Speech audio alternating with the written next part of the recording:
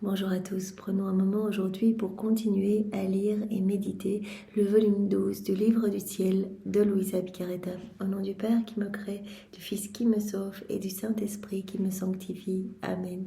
Jésus, une fois de plus, nous entrons en toi, dans ta divine volonté, nous nous fondons en toi, nous nous identifions à toi, nous nous consumons en toi, nous fusionnons nos volontés dans la tienne et nous t'invitons dans nos cœurs, dans nos vies, Jésus, pour que ce soit toi qui fasse tout en nous jusqu'à nos derniers souffles. Prends les rênes, les commandes de nos vies, que nos actes ne soient plus des actes humains, mais que tout se fait par toi, ils soient divins, éternels, magnifiques, remplis de l'infini. Oui, Seigneur, viens nous investir de ta présence, de ta lumière, de ton amour, de ton Esprit Saint. Marque-nous de ce sceau royal. Nous voulons être de bons instruments entre tes mains. Viens continuer ta vie en nous, Seigneur. Sers-toi de nos humanités comme d'humanité de surcroît pour toi. Nous voulons que nos corps soient ces petits voiles te cachant. Nous voulons totalement disparaître pour te laisser toute la place, Seigneur. C'est vraiment ce que nous voulons, nous te donnons ce grand oui, une fois de plus. Fais de nous ce qui te plaira, que tes plans d'amour, que tes desseins d'amour s'accomplissent pour chacun de nous et pour chacun de tes enfants. Seigneur, maintenant, dispose-nous pour que nous puissions accueillir ce que tu veux nous donner aujourd'hui, le comprendre avec ta sagesse et ta compréhension à toi. Mets ton cœur à la place de nos cœurs, enveloppe-nous de ta lumière et envoie sur nous ton Esprit Saint. Viens, Esprit Saint, viens par la puissante intercession du cœur immaculé de Marie, ton épouse bien-aimée.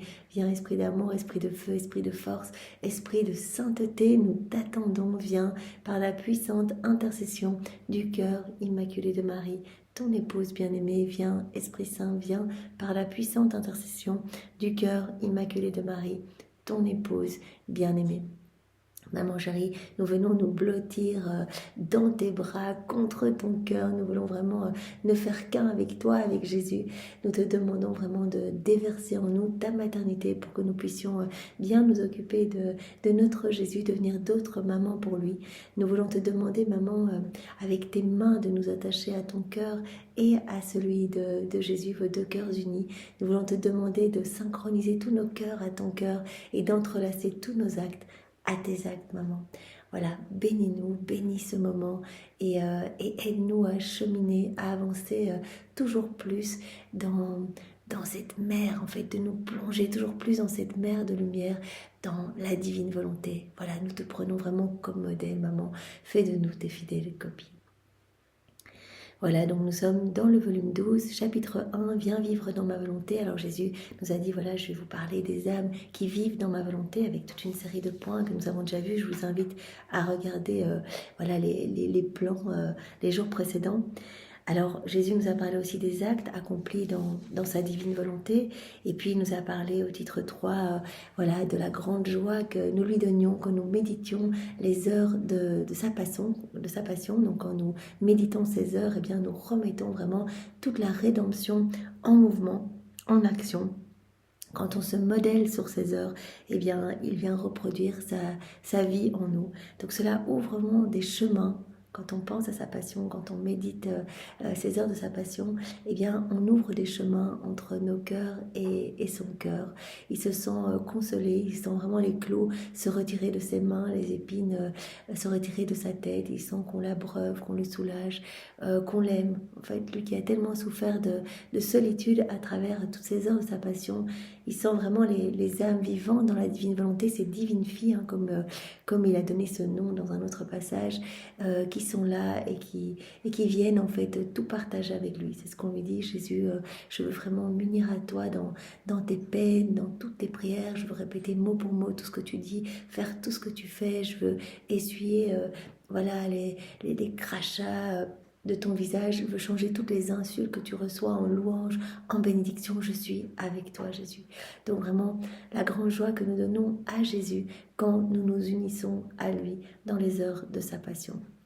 À chaque fois, le ciel s'ouvre sur nos têtes et nous recevons vraiment des torrents de grâce, de bénédiction. Et toutes ces grâces, tous les fruits attachés à ces heures, eh bien, se redistribuent dans chaque cœur. Donc vraiment, Jésus avait même parlé dans le volume 11, il me semble, eh bien, de la méditation de ces heures comme des petites douceurs pour lui, en fait. Vraiment, il nous appelle vraiment à le faire, voilà, de prendre le temps, de mettre cela dans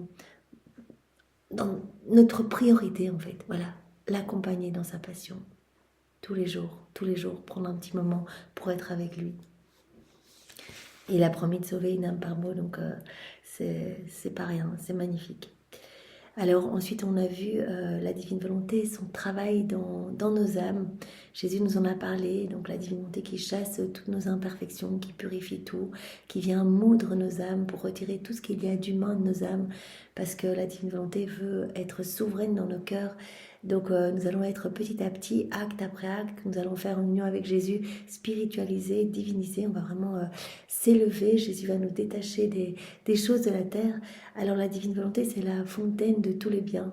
Donc on se doute bien que si on se plonge dans la divine volonté pour y vivre, si on possède la divine volonté comme vie, eh bien on va posséder cette source infinie de tous les bonheurs célestes, de tous les attributs, de toutes les œuvres divines, de tout. En fait, on va tout posséder, on va être propriétaire de tout.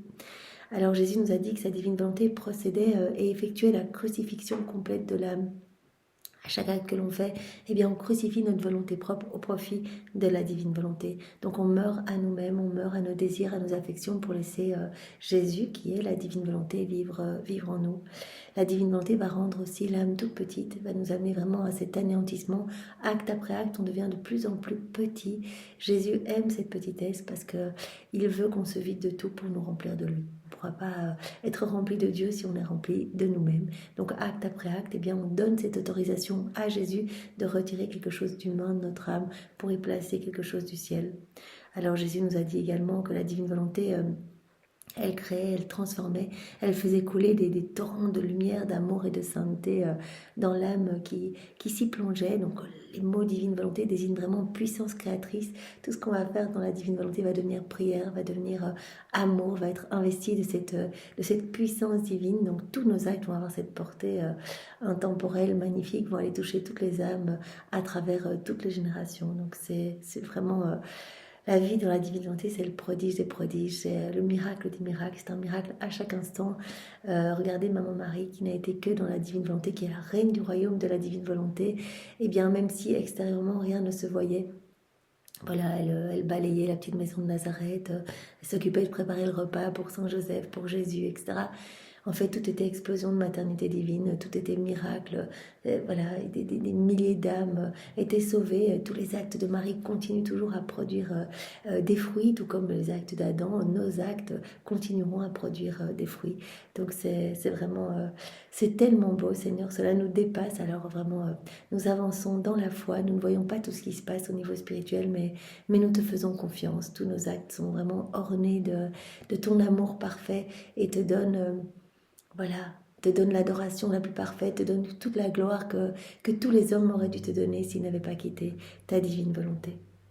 Alors Jésus, tu nous as ensuite parlé dans un autre titre de la vie, vraiment vivre dans ta divine volonté. Donc tu nous en as parlé de manière générale. Donc les étapes à franchir pour y vivre. Donc comme tu nous as dit, il suffit de votre oui et le tour est joué. Il suffit de le vouloir et ça y est, je vais m'occuper de tout. Je vais vous purifier, je vais vous sanctifier. Je vais vous amener vraiment à grandir dans ma ressemblance, dans cette sainteté divine que je veux pour chacun de vous. La vie dans la divine volonté, vivre dans la divine volonté, ça surpasse tout. C'est un sacrement qui surpasse tous les autres sacrements institutionnels ensemble. Jésus nous en a parlé. Et ça surpasse aussi, bien sûr, l'œuvre de la création et l'œuvre de la rédemption. En fait, c'est un décret. Le fiat de la sanctification, ça va être le parachèvement, le couronnement du fiat de la création et de la rédemption. Ça surpasse tout. Tout a été fait pour l'homme, donc toute la création, les éléments créés, mais comme sorte de remède pour que l'homme puisse aimer son créateur. On a reçu nos sens aussi pour qu'on puisse s'émerveiller des choses autour de nous en voyant ces beaux paysages, en goûtant des saveurs délicieuses, en respirant des parfums exquis, etc. Qu'on puisse toujours rester dans cette harmonie d'amour avec le ciel. Qu'on puisse laisser Dieu vivre en nous. On a été créés pour être des exutoires de l'amour de Dieu. On a été créés pour être vraiment le temple de Dieu, en fait. Que Dieu vive en nous, présence réelle. Donc évidemment, ce fiat de la sanctification, cette vie dans la divine volonté, ça dépasse de loin l'œuvre de la création. Et ça dépasse de loin l'œuvre de la rédemption. Voilà, Tous les biens de la rédemption sont des remèdes pour nous remettre debout, nous voilà, depuis la chute d'Adam, voilà, l'homme est devenu malade, ses sens se sont obstrués, etc. Et donc, tous les sacrements, etc., sont vraiment des remèdes pour nous remettre debout, pour nous disposer à acquérir ce don de la vie dans la divine volonté qui est le but de Dieu pour l'homme. Donc, tant que l'homme ne vit pas dans la divine volonté, Jésus dit la création, elle est pas complète en fait. C'est pas complet. Tous les éléments créés sont régis par la divine volonté, mais l'homme est le seul qui vit la tête en bas, qui ne se laisse pas régir par la divine volonté. Alors Jésus, tu nous as parlé hier de la différence entre vivre dans la divine volonté et vivre résigné à la divine volonté. Hein. On a vu l'exemple du fils voilà, qui est résigné aux ordres de son père, qui aime son père, un bon fils qui va là où son père lui demande d'aller, mais ce sont voilà, deux volontés distinctes. Ils ne sont pas fusionnés l'un dans l'autre. Donc le fils, en allant là où le père le veut, eh bien, il fait usage de sa volonté propre, finalement. Tandis que vivre dans la divine volonté, c'est, voilà, on disparaît en Dieu, on est absorbé en Dieu. C'est le rien qui se perd dans le tout et le tout qui s'enclôt dans le néant. Donc on fait tout ce que Dieu fait et Dieu fait tout ce que nous faisons. On est inséparables, il y a cette inséparabilité. Alors Jésus, tu nous as aussi parlé hier de la différence entre vivre dans la divine volonté et vivre juste uni à Jésus. Parce qu'il y avait une personne qui avait dit à Louisa, ah oui, vivre dans la divine volonté, c'est comme si on était juste unis à Jésus, simple union. Jésus dit non, à nouveau, tu verras la grande différence quand tu te plonges dans ma divine volonté, tu es propriétaire de tout, tu as accès à tout, tous tes actes ont cette portée incroyable, tes actes vont apporter des bienfaits pour les âmes du passé, hein, la sainteté des saints patrons, des saints patrons, etc., sainteté des saints, l'héroïsme des martyrs, etc., c'est parce qu'aujourd'hui tu fais des actes dans la divine volonté, donc tu rentres dans l'éternel. Tu rentres vraiment dans l'éternité quand tu rentres dans la divine volonté et tout ce que tu vas faire, ça va ne plus s'arrêter. Tes actes vont continuer continuellement. Alors qu'on a l'impression que tu fais rien du tout, tu participes à tout le bien qui peut exister sur la terre et dans le ciel. Le bien du passé, le bien du futur, etc. Tu concours à tout ce bien. Tout ce que tu fais produit de la lumière continuellement. Et donc c'est pas du tout à comparer et tout appartient, tout est en commun avec nous, il y a cette union, il y a cette fusion, tu es consumé en nous, on fait tout ensemble, on n'est pas séparés, donc c'est pas comme juste une simple union. Voilà, ici c'est vraiment on disparaît en Dieu, comme notre petite goutte noire là, on est comme cette petite goutte noire et on se plonge dans cette mer de lumière et notre goutte noire elle disparaît, on ne sait plus qui est qui, on est fondu en Dieu. Alors on continue aujourd'hui, Jésus va nous parler des vérités sur sa divine volonté, avec juste 2 passages. Chaque vérité est un soleil déversant sa lumière sur ceux qui l'accueillent. À travers évidemment les 36 volumes, Jésus nous parle énormément de la beauté, de toutes ces vérités qu'il nous donne, ces vérités servant à alimenter vraiment cette soif de vivre dans la divine volonté. Ces vérités étant vraiment des naissances divines, des vies divines. Chaque vérité vaut plus que la création et Jésus nous façonne, nous travaille à travers ces vérités, nous donne la semence contenue dans ces vérités. Il parle vraiment d'enfant. Il dit c'est un enfant que je sors de moi pour vraiment vous travailler en profondeur. Donc je ne veux pas que vous enseigniez comme ça. Il y a quelque chose qui se passe en vous quand vous lisez ces vérités. Quelque chose se passe dans votre âme. Vous recevez quelque chose. Je vous parle de l'obéissance, je vous donne la semence du bien dont je vous parle. Donc je vous donne cette semence de l'obéissance, je vous parle de la pureté d'intention, tous ces premiers volumes où Jésus nous parle de tout cela, je vous parle de la vie dans la divine volonté, eh bien cela est placé en vous. Et à chaque fois que vous relisez ces vérités, vous arrosez ces semences. Cela grandit en vous. Donc c'est vraiment très beau. Donc voilà, chaque vérité est un soleil déversant sa lumière sur ceux qui l'accueillent à la date du 27 décembre 1918. Ces derniers jours, je n'ai rien écrit de ce que Jésus me disait. J'étais particulièrement indisposée à le faire. Jésus vint et me dit « Ma fille, pourquoi n'écris-tu pas? Mes paroles sont lumière. » Chaque fois que Louisa omet quelque chose ou qu'elle n'a pas trop envie d'écrire, Jésus dit « Ok, peut-être que maintenant pour toi, ça ne te sert pas à toi parce que tu sais cela, mais ça servira à d'autres. » Ces soleils ne s'arrêtent pas et courent et poursuivent les générations humaines pour donner le bien qu'elles contiennent. Donc écris toujours, et moi je pense toujours à cette phrase, voilà, Louisa qui était super fatiguée à un moment, Jésus l'a vraiment placée dans un état d'assoupissement même, Il a dit, mais c'est impossible pour moi d'écrire. Jésus avait dit, écris, mais même un petit peu. Vaut mieux un petit peu que rien du tout. Mais écris, écris, continue. C'est moi, ce ne sont pas tes écrits, ce sont les miens. Tu n'es qu'une petite secrétaire, tu as un petit instrument entre mes mains. Jésus a dit, j'ai tout placé en toi, j'ai d'abord tout gravé en lettres d'or dans ton cœur, et puis je t'aide à le mettre par écrit. Louisa, il a été jusqu'en première primaire, donc on se rend bien compte que c'est l'œuvre même de Jésus. D'ailleurs, Jésus embrassait tous ses écrits en disant, mais ce sont mes écrits, je bénis chacun des mots. On voyait ses écrits d'ailleurs sur un autel dans une église où ils avaient vu cela, et tous ceux qui se rapprochaient de ses écrits étaient comme spiritualisés, devenaient complètement lumière. Et Jésus a dit, c'est vrai que si les âmes sont mal disposées et ils sont là, ouvrent ses écrits pour les critiquer, pour les juger, la lumière va beaucoup trop les éblouir en fait. Ils ne comprendront rien parce qu'ils seront éblouis par cette lumière.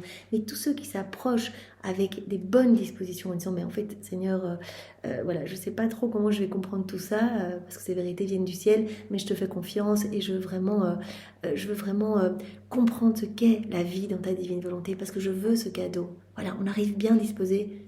Eh bien, le Seigneur va venir poser ses mains sur nos têtes pour nous aider à comprendre. Il va infuser sa lumière comme il l'a fait pour les confesseurs de Louisa, etc.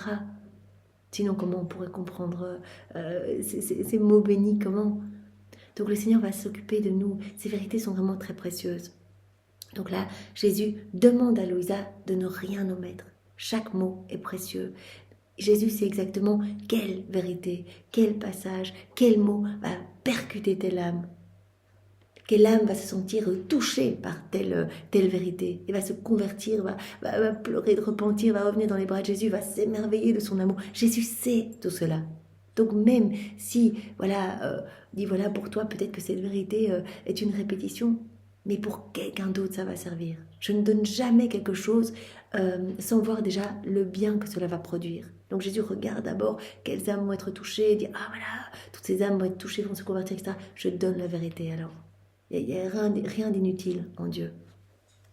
Ces derniers jours, je n'ai rien écrit de ce que Jésus me disait. J'étais particulièrement indisposée à le faire. Jésus vint et me dit, « Ma fille, pourquoi n'écris-tu pas? Mes paroles sont lumière. De même que le soleil éclaire tous les yeux de manière à ce que chacun ait suffisamment de lumière pour ses besoins, mes paroles sont aptes à éclairer chaque esprit et à réchauffer chaque cœur. Mes paroles, mes vérités, sont comme des soleils. Cela va réchauffer les cœurs, sont aptes à éclairer les esprits. Chacune des paroles que je te dis est un soleil qui émane de moi. Elles te servent actuellement, mais en les écrivant, elles serviront aussi aux autres. Tu dois les écrire, ça va servir à toutes les générations qui vont suivre après toi. Louisa, elle avance aussi dans la foi, elle est là, elle paraissait dans son lit, mais comment cela va se propager, etc. Fais-moi confiance, je m'occupe de tout. Écris, je sais à qui ça va servir. Elles te servent actuellement, mais en les écrivant, elles serviront aussi aux autres. En n'écrivant pas, tu étouffes ces soleils, tu empêches mon amour de se manifester, tu prives les autres de tous les bienfaits que ces soleils peuvent donner. Si tu n'écris pas, c'est comme si tu étouffais tous ces soleils. Chaque vérité est un soleil qui va amener vraiment de la lumière, qui va réchauffer, qui va éclairer les esprits, etc., qui va donner cette soif de s'unir à moi. Chaque vérité est importante. Tout sort de notre sein paternel, donc on sait exactement le nombre de vérités, puisqu'on les a sortis de nous. Donc tu dois les écrire. Sinon, c'est comme si tu étouffais ces soleils. Tu prives les autres de tous les bienfaits que ces soleils peuvent donner. Je lui répondis, mon Jésus, qui donc va méditer sur ces paroles de toi que je mets sur le papier? Il reprit, cela n'est pas ton affaire, mais la mienne.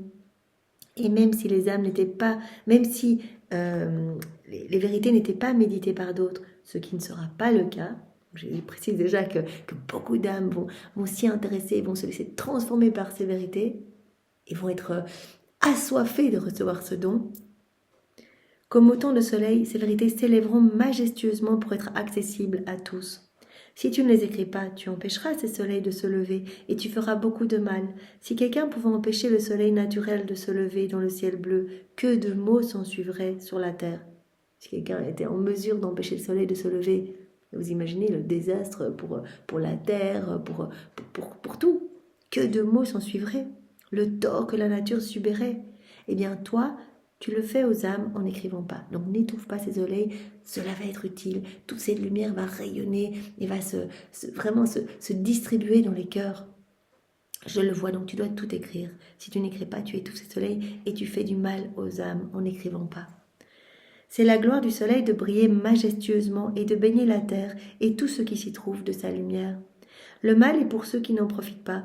Il en va ainsi pour les soleils de mes paroles. C'est ma gloire de faire se lever un soleil enchanteur pour chacun des mots que je te dis. Chacun des mots que je te dis, c'est un soleil enchanteur. C'est ma gloire de faire lever ces soleils qui vont amener tellement de bienfaits aux âmes. Maintenant, le grand mal viendra de ceux qui ne profiteront pas de ces soleils, de ceux qui ne voudront pas s'y plonger dans ces écrits du ciel. Le mal est pour ceux qui n'en profitent pas. D'ailleurs, Louisa, quand elle était vraiment fatiguée, qu'elle ne voulait pas écrire, etc., et qu'elle était aussi pas super à l'aise d'écrire sur des choses qui se passaient intimement entre Jésus et elle, eh bien, Jésus avait dit, qu'est-ce que tu dirais si au ciel, quand tu arrivais au ciel, je te donnais une petite plume de feu parce que tu n'avais pas écrit. Et c'était concernant les châtiments. Voilà, elle ne voulait pas écrire concernant les châtiments parce que ça la blessait. Que voilà, Jésus avait dit, tu dois tout écrire, même sur les châtiments, c'est important. C'est important. Les hommes vont comprendre qu'en fait, tout est équilibre en Dieu. Et que la justice fait partie de cet équilibre. Et que la justice s'exerce quand l'homme n'accueille pas l'amour de Dieu facilement. Alors l'amour de Dieu doit se déverser d'une autre façon, sous forme de justice divine, sous forme de châtiment. Donc tu dois tout écrire, même sur les châtiments. Donc quand Louisa avait entendu parler de la petite plume de feu, elle s'était dit, oh non, non, non. Et donc elle avait à partir de ce jour-là, tout écrit relativement en ce qui concerne les châtiments. Donc écris tout. Voilà, mes paroles sont comme des soleils. Tu dois tout écrire pour le bien de tous. Voilà, alors un autre passage qui va dans le même sens, chaque vérité est lumière, à la date du 25 septembre 1920.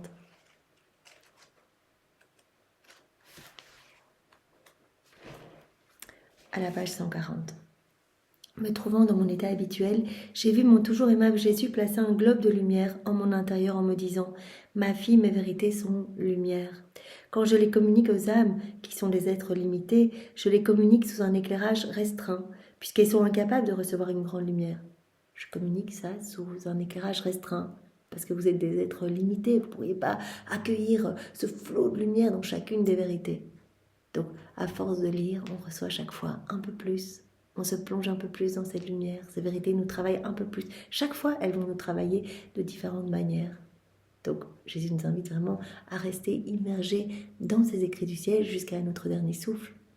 Vraiment pour avoir de plus en plus de connaissances et désirer de plus en plus ardemment de recevoir ce don de la vie dans la divine bonté. Ces connaissances nous poussent aussi à mettre en pratique. Ces vérités deviennent vivantes en nous quand on fait nos rondes, quand on fait nos actes, quand on répare au nom de tous, etc. Quand je communique ces vérités aux âmes, qui sont des êtres limités, je les communique sous un éclairage restreint, puisqu'elles sont incapables de recevoir une grande lumière. Cela se passe comme avec le soleil.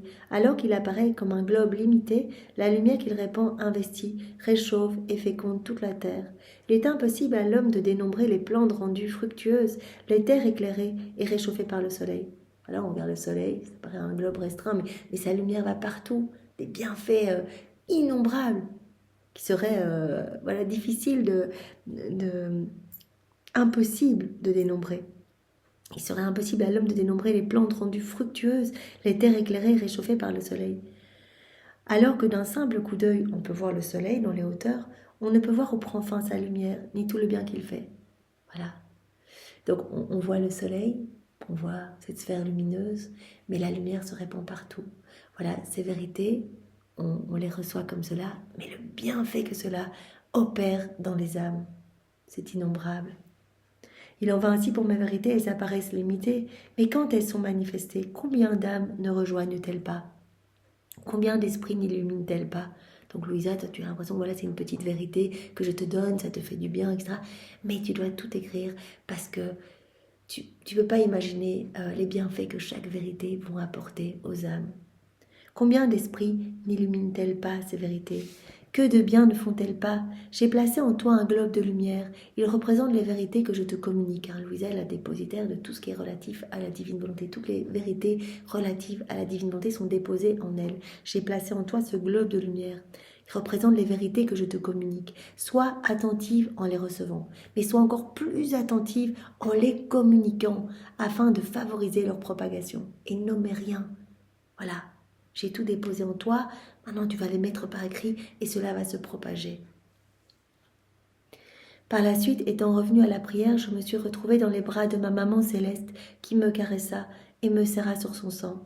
Mais je ne peux expliquer pourquoi j'ai rapidement oublié ce fait et je me plaignis que tous m'avaient abandonnée. Passant furtivement, Jésus me dit « Il y a un instant, ma mère était ici et t'a serrée dans ses bras avec beaucoup d'amour. » Alors je me suis souvenue. Jésus poursuivit « C'est arrivé aussi avec moi. Combien de fois je suis venue et tu l'as oublié ? Devrais-je peut-être ne pas venir ? Je fais comme une mère quand son bébé dort. Elle le baise et le caresse, mais le bébé ne sait rien de cela. Et quand il s'éveille, il pourrait se plaindre que sa mère ne le baise pas et ne l'aime pas. Que Jésus soit loué, lui l'artisan de tant de stratagèmes amoureux. » Donc là, voilà, petit épisode, mon mari qui vient prendre Louisa dans les bras, voilà, la serrer, l'étreindre de baiser. Et puis peu de temps après, Louisa oublie cela et se plaint à Jésus, voilà, d'être... que tous l'ont abandonnée. Jésus dit, mais maman, elle est venue, là, tu te rappelles pas ? Et tu oublies aussi toutes mes visites. Et puis, je viens aussi quand tu dors, je m'occupe de toi personnellement. Voilà, je m'occupe de ton âme, comme une maman qui vient pendant la nuit, qui observe son bébé, qui l'embrasse, qui caresse son visage, etc., qui lui sourit. Eh bien, Jésus dit, je m'occupe de toi de la sorte. Et Jésus s'occupe de toutes nos âmes comme ça. L'âme qui vit dans la divine volonté, voilà, lui est si chère. Il dit, mais j'ai un amour tellement jaloux pour cette âme. Je ne peux pas détacher mon regard de cette âme. Je suis toujours en train de la regarder, en train de l'étreindre, en train de lui donner tout ce dont elle a besoin, etc. Donc quand on vit dans la divine volonté, on va vivre vraiment dans cette abondance de tout. Ça ne veut pas dire donc on n'aura pas de souffrance, etc. Mais on va tout vivre dans la joie. Jésus s'occupera vraiment de nous, personnellement. Voilà, ce petit passage pour nous rappeler cela. Et pour nous rappeler combien, à travers ces deux vérités, eh bien, combien les vérités sont importantes. Ce sont des soleils qui illuminent toutes les âmes qui veulent bien les accueillir. Et ces vérités, donc, nous poursuivent les créatures, donc à travers les siècles, à travers les générations, pour donner le bien qu'elles contiennent. Donc chaque vérité est vraiment un trésor, c'est une vie divine, ça vaut plus que toute la création et ça va vraiment nous transformer, nous illuminer et nous donner vraiment ce désir intense bien de vivre dans la divine volonté de manière continuelle. D'où l'importance de lire.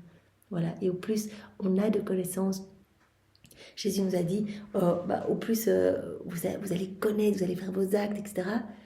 Et au plus, vous serez haut placé aussi dans cette hiérarchie des enfants de la divine volonté. C'est en fonction des connaissances, des actes que vous allez faire, du nombre de fois où vous serez unis à moi, où vous aurez mis ces connaissances en pratique, que vous serez proche de moi, voilà, dans cette hiérarchie. Donc en fonction des connaissances, tout comme il y a la hiérarchie des 9 cœurs angéliques, eh bien voilà, les séraphins, les chérubins, ils ont une meilleure connaissance de Dieu que nos anges gardiens, par exemple, qui se trouvent entre le ciel et la terre, qui n'ont pas les yeux fixés tout le temps sur Dieu. Mais ils sont avec nous, ils nous accompagnent, etc. Tandis que les séraphins, les chérubins, ils ont les yeux fixés sur Dieu, ils ont vraiment une grande connaissance de Dieu. Voilà, au plus notre connaissance sera approfondie à travers toutes ces vérités que nous allons accueillir, eh bien, voilà, au plus nous allons désirer laisser Jésus régner en nous. Nous allons vraiment nous être éblouis par son amour et nous allons vouloir rentrer dans cette réciprocité d'amour. Au plus nous allons faire nos rondes, répondre au nom de tous à cet amour. Donc c'est vraiment très important, on ne peut pas désirer ce qu'on ne connaît pas, donc la connaissance est primordiale. Jésus prend souvent des exemples, voilà, si vous donnez un billet à un enfant, mais sans lui dire ce que ça vaut, un tout petit enfant, il risque de le déchirer. Mais une fois qu'il le sait, il va en prendre soin. Ou c'est comme un objet. Jésus avait donné cet exemple, je ne sais plus dans quel volume, 17 ou quelque chose comme ça. Voilà, une personne qui a une pierre, mais elle ne sait pas ce que cette pierre vaut. Ou un objet, voilà. Elle ne sait pas ce que cet objet vaut. Donc il ne va pas en prendre soin. Ça va rester là, dans sa maison, voilà. Mais si une personne lui donne la valeur en disant « mais ça vaut autant, ça vaut vraiment, c'est super précieux », il va commencer à en prendre soin. Et si une autre personne lui dit « mais en fait, c'est plus encore ce que l'autre estimateur vous a donné comme estimation », alors vraiment, cette personne va en prendre un soin infini. Bien voilà, Jésus veut qu'on désire ce cadeau de la vie dans la divine volonté. Et par ses connaissances, on se rend compte de la préciosité de ce cadeau. Voilà, si on a un petit peu de connaissances, on va dire oui, c'est sympa, et on va vite retomber dans notre volonté propre. Mais si tous les jours on lit et on voit les grands bienfaits de la vie dans la divine volonté, mais tout ce qui se passe dans notre âme, tout ce qui se passe autour de nous, tous les grands bienfaits que cela amène dans chaque âme, la joie que cela procure à la Trinité, que cela procure au saints, aux bienheureux, toutes les nouvelles béatitudes qui sont partagées avec tout le ciel, etc.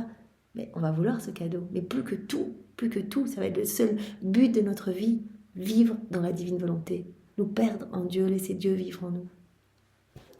Voilà. Alors, on va commencer le titre 2. Donc, titre 1, viens vivre dans ma volonté. Titre 2, laisse-moi t'enseigner. Alors, comme point 1, Jésus qui nous dit, laisse-moi te parler de moi. Avec comme sous-point 1, Jésus qui va nous dire, c'est par mon souffle que je donne vie et mouvement à tous. Je maintiens tout par mon souffle. Tout reste en vie par mon souffle. Si Jésus arrêtait de souffler quelques instants sur nous, sur la création, tout repartirait au néant. Donc il nous maintient par son souffle. À la date du 6 mai 1917.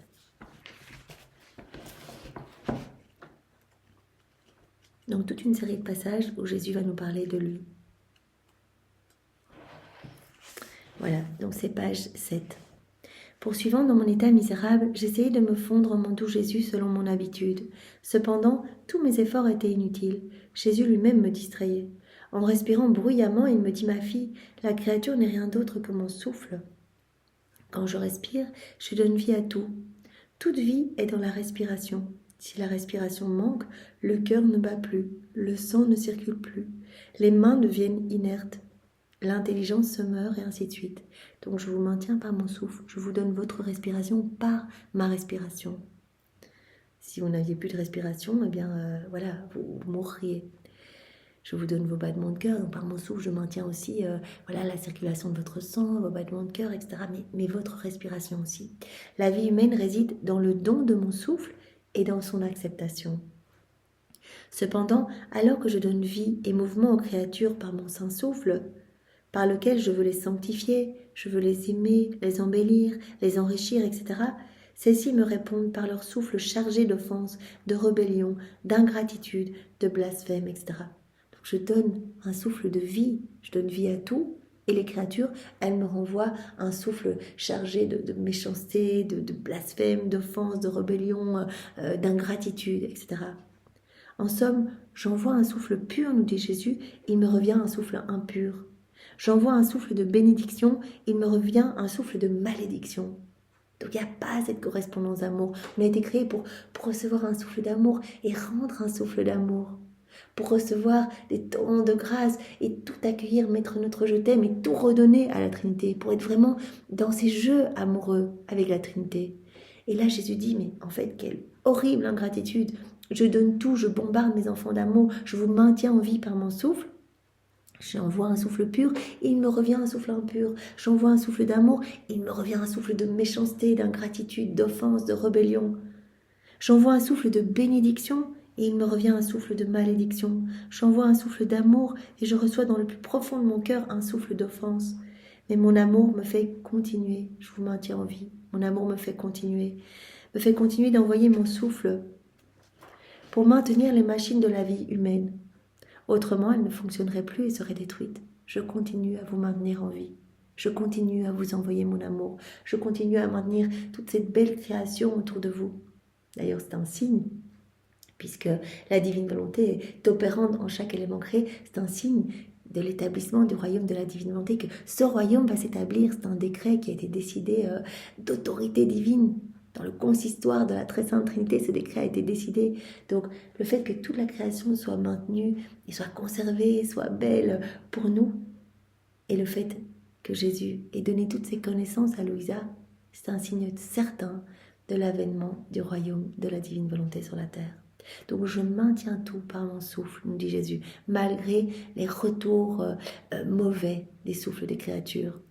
Ah, ma fille, sais-tu comment la vie humaine est entretenue par mon souffle? Quand je trouve une âme qui m'aime, comme son souffle m'est doux, comme elle me réjouit, je me sens tout heureux. Entre elle et moi se répercutent des échos harmonieux. Donc, pour les âmes qui vivent dans ma volonté, eh bien, elle me renvoie un souffle harmonieux. Donc, j'envoie un souffle d'amour, elles répondent à mon amour. J'envoie un souffle de tendresse, elles répondent à ma tendresse. J'envoie un souffle de bénédiction, elles répondent à ma bénédiction. Elles répondent à tout. Elles sont vraiment câblées à moi et elles se rendent compte de tout ce que je leur donne. Et elles me répondent au nom de tous. Elles me rendent tout ce que les autres auraient dû me donner. Quand je trouve une âme qui m'aime, comme son souffle m'est doux, comme elle me réjouit, je me sens tout heureux. Entre elle et moi se répercutent des échos harmonieux.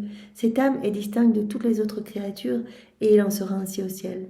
Donc Jésus nous avait déjà parlé dans le premier titre du chapitre 1, les âmes vivantes dans la divine volonté auront une gloire spéciale dans le ciel. Voilà, elles seront, comme Jésus nous l'a dit, elles seront unies à ma gloire. Ce seront les plus beaux joyaux de mon trône. Elles pourront juger même les autres. Elles participeront au jugement des autres parce que on est inséparables, donc on fait tout ensemble. Il n'y aura pas de jugement pour ces âmes, ni de purgatoire. Elles seront directement unies à moi. Voilà, elles auront vraiment, elles auront une gloire spéciale dans le ciel. Entre ces âmes et moi se répercutent des échos harmonieux. Cette âme vivant dans ma volonté, cette âme qui m'aime, qui répond à mon amour, est distincte de toutes les autres créatures, il en sera ainsi au ciel. Ma fille, je ne pouvais contenir mon amour et je lui ai donné libre cours avec toi. Voilà cet amour de Dieu qui veut se déverser, cet amour qui se déverse à travers nos battements de cœur, notre mouvement, notre aide, nos respirations, à travers toute la création autour de nous. Nous sommes inondés de cet amour. Et Jésus dit combien cela m'est doux quand les âmes répondent à cet amour. Quand on vit dans la divinité, on répond tout le temps à cet amour. On voit cet amour et on y répond au nom de tous. Je n'ai pas été capable de me fondre en Jésus aujourd'hui parce qu'il m'a tenu occupée par son souffle. Combien de choses j'ai comprises que je ne sais pas exprimer. Aussi, je m'arrête ici. Donc Jésus nous a dit dans ce premier point, c'est par mon souffle que je donne vie et mouvement à tous. J'attends vraiment que vous répondiez à cet amour, que vous répondiez à ce souffle en me rendant un souffle d'amour et de bénédiction. Au nom de tous. Alors deuxième point, Jésus nous dit, je suis triste quand l'âme doute de mon amour. Je vous bombarde d'amour. Je suis vraiment triste quand vous doutez de mon amour. Que vous pensez que je ne vous aime pas, etc. À la date du 12 mai 1917. Donc c'est le passage juste après. Page 8. Mon toujours aimable Jésus n'est pas venu, et j'en étais très affligée. Pendant que je priais, la pensée suivante vint à mon esprit. Ne t'est-il jamais venu à l'esprit que tu pourrais être damné? Vraiment, je ne pense jamais à ça, et j'étais un peu étonnée que cette pensée vienne à mon esprit. Mon bon Jésus, qui veille toujours sur moi, bougea en moi et me dit « Ma fille, cette pensée est une bizarrerie qui attriste grandement mon amour. Si une fille disait à son père « Je ne suis pas ta fille, tu ne me donneras pas part à ton héritage. Tu ne veux pas me donner de nourriture, tu ne me veux pas dans ta maison. » Et qu'elle s'en affligeait, que dirait le pauvre père? Il dirait « Absurde, cette fille est folle. » Puis avec amour il ajouterait « Si tu n'es pas ma fille, la fille de qui es-tu donc? Tu vis sous mon toit, tu manges à ma table, je t'habille avec l'argent gagné par mon labeur. Si tu es malade, je t'assiste et je te procure tous les soins pour que tu guérisses. Pourquoi donc doutes-tu que tu es ma fille? » Donc toutes les fois on se dit mais c'est horrible par ma situation, quand on quitte la divine volonté on se dit mais Jésus ne peut pas nous aimer, c'est pas possible. En fait on réfléchit de manière humaine, on se dit mais humainement voilà on va se confesser etc. On retombe dans le même péché, on se dit mais c'est pas possible, mais Jésus qui nous pardonne chaque fois à un moment voilà, mais alors là on doute de son amour, voilà. Et ça c'est vraiment ce qui blesse le plus le cœur de Jésus. C'est comme Judas, finalement, qui a douté de la miséricorde de Dieu, qui s'est dit, mais non, c'est pas possible que Jésus me pardonne là. Dans Valtorta, on peut bien le voir que voilà, quand Jésus était déjà arrêté, qu'il commençait déjà sa passion, etc., eh bien, Judas a eu des remords, et en fait, il a croisé Marie à ce moment-là, qui lui a dit, Judas, viens. Mon fils va te pardonner, mon fils t'aime, tu es précieux à ses yeux, viens, tu seras le premier à recevoir le sang de mon fils, viens avec moi sous la croix, il va te pardonner. T'inquiète pas, il va te pardonner, il t'aime. Mais Judas n'a pas cru et a été suicidé. Et donc il s'est perdu. Donc quand on ne croit pas en l'amour de Dieu, qu'on doute de son amour, qu'on doute de sa miséricorde, c'est une offense énorme à son amour. Jésus dit, ça m'attriste grandement. Ne pense jamais que pour telle ou telle raison, je ne t'aime plus ou je ne t'aime pas. Parce que ce que tu fais, c'est une petite goutte dans l'océan de mon amour. Voilà, si tu commets des péchés, viens me demander pardon, je te pardonnerai toujours, comme le Fils prodigue. Jésus attend notre retour, il a soif de nous prendre dans ses bras.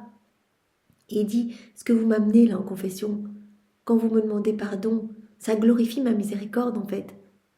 Et je me sers de ce que vous m'amenez en confession comme de bois pour attiser ce feu de mon amour. En fait, je suis heureux quand vous avez foi en mon amour, que vous ne doutez pas. Donc, toutes les fois, on va se confesser, en fait, tout le ciel est en fête. Jésus est en fête quand on y va vraiment avec un sincère repentir, en disant, mon Père, je t'ai offensé, je reviens à toi, j'ai foi en ton amour, j'ai foi en ta miséricorde. Mais toutes les fois, on n'y va pas en disant, non mais là, c'est pas possible, j'étais trop loin, etc. On attriste le cœur de Jésus parce qu'il nous aime d'un amour inouï. Il aime chacun de nous autant que tous les autres réunis. Il a tout fait pour chacun de nous, toute la création, dans chaque élément créé. Il nous appelle personnellement chacun, il dit notre prénom. À chaque moment de sa passion, il appelait chacun de nous. Et les actes continuent. Tout ce que Jésus a fait, c'est toujours un acte de se donner. Donc, il nous appelle continuellement. Il veut nous recouvrir de son sang. Il veut nous donner ses plaies. Il veut nous enfermer dans son cœur. Peu importe ce que nous avons fait. Jésus nous aime au-delà. Et il nous attend dans ses bras. Donc, il souffre quand on doute de son amour. Voilà, comme un père qui souffrirait quand sa fille dirait mais en fait, voilà, je suis pas ta fille, tu ne me donneras pas une part de ton héritage. Mais la fille de qui es-tu donc alors? Je travaille pour te nourrir, je te soigne quand tu es malade, je m'occupe de toi, etc. Tu vis sous mon toit. Avec beaucoup plus de raison encore que ce père par rapport à sa fille, je dirais à celui qui douterait de mon amour et craindrait d'être damné. Voilà, ça peut venir dire l'enfer, etc. Est-ce que ce comportement-là, et ça c'est Satan qui met ça dans nos têtes. C'est l'ennemi qui veut nous faire perdre l'espérance et qui nous met en tête qu'on va être damné pour telle ou telle chose. Jésus pardonne toujours. Regardez le bon larron, regardez Marie-Madeleine, Pierre qui a renié Jésus, etc. Jésus pardonne toujours. Il faut juste qu'on fasse un pas. Père. Et le simple fait même de se lever pour aller au sacrement de réconciliation, Jésus bondit déjà de joie, il nous voit arriver. Il sait déjà tout ce qu'on va dire. Mais il faut faire ce pas de confiance. Jésus, j'ai confiance en ton amour. J'ai confiance en ta miséricorde, je m'abandonne à toi, je reviens dans tes bras. Voilà, avec plus de raison encore, je dirais à celui qui douterait de mon amour, à celui qui craindrait d'être damné, qu'est-ce à dire? Je te donne ma chair à manger, tu vis de tout ce qui m'appartient. Si tu es malade, je te guéris avec les sacrements. Si tu es sale, je te lave avec mon sang. Je suis toujours à ta disposition et tu doutes? Je me donne à toi à chaque instant, tous les sacrements sont pour toi, tous des remèdes pour te relever, je t'aime bien. Veux-tu m'attrister? Et puis dis-moi, aimerais-tu quelqu'un d'autre? En reconnais-tu un autre comme père? Et tu dis n'être pas ma fille? Et s'il n'en est pas ainsi pour toi, pourquoi t'affliges-tu et m'attristes-tu? L'amertume que les autres me donnent n'est-elle pas suffisante? Veux-tu toi aussi mettre le chagrin dans mon cœur? Donc voilà, Jésus nous invite à ne jamais douter de son amour. Jamais, jamais. Il nous aime infiniment. Son amour est brûlant. Il le dit, moi je délire d'amour. Je suis là dans chaque cœur et jusqu'au bout, je cherche des stratagèmes d'amour pour vous ramener à moi. Je suis épuisée tellement j'essaie de vous ramener à moi. Je me fais mendiant d'amour. Quand une âme me donne une miette d'attention, mais mon cœur explose de joie. Vous voyez, quand Jésus a lavé les pieds de ses apôtres, qu'il a pleuré aux pieds de chacun de ses apôtres, et particulièrement aux pieds de Judas, il les a embrassés, ses pieds, devant la dureté de Judas. Jésus a été vraiment, était tristissime. Il a dit, demande-moi ce que tu veux. Jésus qui a demandé à Judas, demande-moi ce que tu veux. Mais ne te perds pas. Et vois en mon amour ce que tu veux, je ferai tout. Et sur la croix, je suis prêt à souffrir tout. Mais ne vous séparez pas de moi. Voilà, j'ai déjà tout vaincu pour vous. Toutes vos vies sont déjà refaites. J'ai tout souffert pour que vos vies soient parfaites. Vous n'avez qu'à vous unir à moi. Uniquement en vous unissant à moi, vous allez tout recevoir. Donc, n'ayez pas peur, ne doutez pas. Venez dans mes bras, je m'occuperai de tout. Où que vous en soyez, je m'occuperai de tout. Donc voilà, cela attriste grandement le cœur de Jésus quand nous doutons de son amour. Alors, on va voir encore un point pour aujourd'hui. Jésus nous dit, encore dans le sous-point 3, je suis triste aussi quand on me vole l'affection des créatures. Donc, je suis triste quand on doute de mon amour et je suis triste quand on me vole l'affection des créatures. Voilà, Jésus qui se donne à nous, qui est triste quand on lui renvoie des souffles de doute, etc. Donc, s'il a autorisé ça en Louisa, dans ce passage qu'on vient de voir, c'est pour nous répondre à nous, arrête de douter, je t'aime, je t'aime, je t'aime, je t'aime. Il nous le redit à chacun de nos battements de cœur, il nous redit, il nous a même dit à travers un autre passage, si vous voyez tout mon amour, vous en pleuriez de joie, vous en mourriez de joie. Si vous voyez tout cet amour, les feuilles qui bougent, vous disent je t'aime, l'oiseau qui chante, les petits insectes, le feu qui vous réchauffe, l'eau qui vous abreuve, la nourriture qui vous nourrit, les saveurs, les textures, tout est expression et manifestation de mon amour pour vous. Alors ne doute pas. Donc ce qui m'attriste aussi, c'est quand on me vole l'affection des créatures, à la date du 30 décembre 1917. J'étais dans mon état habituel, donc c'est page 33. Et mon toujours aimable Jésus se montra très affligé, se plaignant de ceux qui lui volent l'affection des créatures, en prenant sa place dans les âmes. Donc on peut imaginer des personnes qui ne vont plus spécialement à l'église pour Jésus, mais qui viennent pour le prêtre, ou des prêtres qui disent, qui donnent un peu des directions spirituelles à l'eau de rose, et qui volent à Jésus l'affection des créatures. En disant peut-être oh, c'est pas si nécessaire que ça, que tu pries, des directions un petit peu spirituelles qui ne ramènent pas les âmes à Jésus. Voilà, Jésus se plaignant de ceux qui lui volent l'affection des créatures et qui prennent sa place dans les âmes. Je lui dis, mon amour, ce vice est-il si laid au point de tant t'affliger ? Il me répondit, ma fille, cela est plus que laid. C'est terrible, c'est le renversement de l'ordre prévu par le Créateur. La créature se place au-dessus du Créateur. Cela équivaut à dire, je suis aussi bon que Dieu. Que dirais-tu de quelqu'un qui volerait $1 million à un autre en le plongeant dans la pauvreté et le malheur ? Je lui répondis, eh bien, il devrait remettre l'argent volé ou bien être condamné. Jésus reprit, cependant, quand on me vole l'affection des créatures, c'est plus que de me voler des millions. L'argent est matériel et bas, alors que l'affection des créatures est spirituelle et grande. L'argent peut être restitué, mais l'affection des créatures ne le peut jamais. Donc Jésus dit, mais c'est affreux en fait, c'est le vice le plus laid, quand on me vole l'affection des créatures.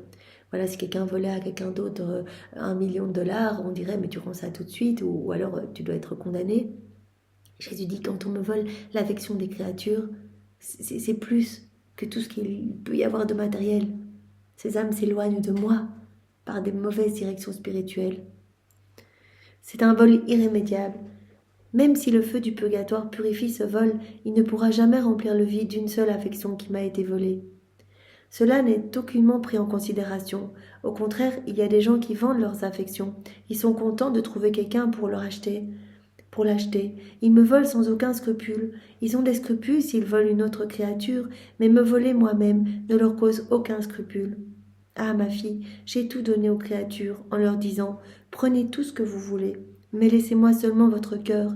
Non seulement elles me refusent leur cœur, mais elles me volent l'affection des autres. » Jésus dit, j'ai tout donné, je fais tout pour vous, je vous maintiens en vie, là, comme on l'a vu dans le premier passage, juste pour que vous m'aimiez. Je vous donne tout, je mets tout à votre disposition, juste pour que vous me donniez votre cœur. Et Jésus dit, il y a certaines créatures qui non seulement ne me donnent pas leur cœur, mais me volent l'affection des autres créatures. Donc Jésus sous-entend ici des âmes consacrées, qui perdent un petit peu des âmes. Ça pourrait être aussi des laïcs qui empêchent d'autres personnes d'aller à la messe en disant mais non, allez, n'y va pas le dimanche, qui essaient un petit peu de reste avec moi plutôt que d'aller honorer le Seigneur, Donc voilà, Jésus dit ça, c'est affreux quand on me vole l'affection des créatures. Non seulement certaines âmes me refusent leur cœur, mais elles me volent l'affection des autres. De plus, cela ne vient pas seulement des personnes séculières, mais aussi d'âmes pieuses, d'âmes consacrées.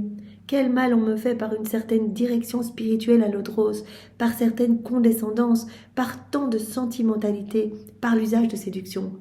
Des prêtres qui, comme Jésus a l'air de l'insinuer, par des mauvaises directions spirituelles ou par certaines condescendances, par trop de sentimentalité, séduction, etc., qui perdent des âmes. Au lieu de faire le bien aux âmes, on les plonge dans un labyrinthe. Les âmes ne savent plus ce qu'elles doivent faire. Quand je suis contraint d'entrer sous la forme sacramentelle dans ces cœurs complaisants, par exemple, comme Jésus nous a donné cet exemple plus haut, voilà, ces prêtres qui perdent les âmes, qui les plongent dans un labyrinthe, ces âmes consacrées. Quand je suis contraint d'entrer sous la forme sacramentelle dans ces cœurs complaisants, j'aimerais fuir, voyant que leur affection n'est pas pour moi, que leur cœur n'est pas mien. Et cela, de la part de qui? De ceux qui devraient conduire les âmes vers moi. Et Jésus dit, eh bien, quand je vois par exemple des âmes qui viennent me recevoir, mais elles ne viennent pas pour moi, elles viennent peut-être voilà, pour le prêtre, parce qu'il y a trop de sentimentalité, etc. Jésus dit, mais quand on ne vient pas vraiment pour moi, qu'on ne met pas à la première place, je souffre, j'aimerais fuir de ces cœurs qui me reçoivent, voyant que leur affection n'est pas pour moi, que leur cœur n'est pas mien. Et cela de la part de qui? De ceux qui devraient conduire les âmes vers moi. Plutôt ils ont pris ma place. Je ressens une telle nausée que je n'arrive pas à m'accommoder de rester dans leur cœur, même si je suis contraint de le faire jusqu'à ce que les accidents de l'hostie soient consumés. Donc Jésus souffre autant voilà, pour des personnes séculières que des âmes consacrées. Ces âmes qui lui volent l'affection des autres créatures. Jésus dit, mais j'ai la nausée quand j'arrive dans ces cœurs, je suis contraint de rester parce que mon amour m'y oblige, donc jusqu'à la consommation des espèces, mais je souffre en fait. Je souffre dans ces cœurs. Je reste jusqu'à ce que les accidents de l'hostie soient consommés. Ils ont pris ma place. Quel massacre d'âmes! Ce sont les vraies blessures de mon Église. C'est pourquoi il y a tant de mes ministres retranchés de l'Église. Malgré toutes les prières qu'ils me font, je ne les écoute pas. Pour eux, il n'y a pas de grâce, et je leur dis avec mon cœur chagriné, voleurs, partez, quittez mon sanctuaire, parce que je ne peux plus vous tolérer. Donc on peut imaginer, voilà,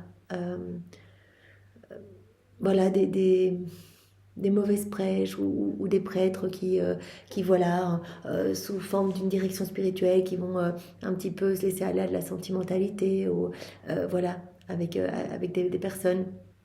Jésus dit, on me vole l'affection des créatures, je souffre. Donc je souffre quand on ne me met pas à la première place, je souffre quand on doute de mon amour, je souffre quand on me vole l'affection des créatures. J'en suis si triste.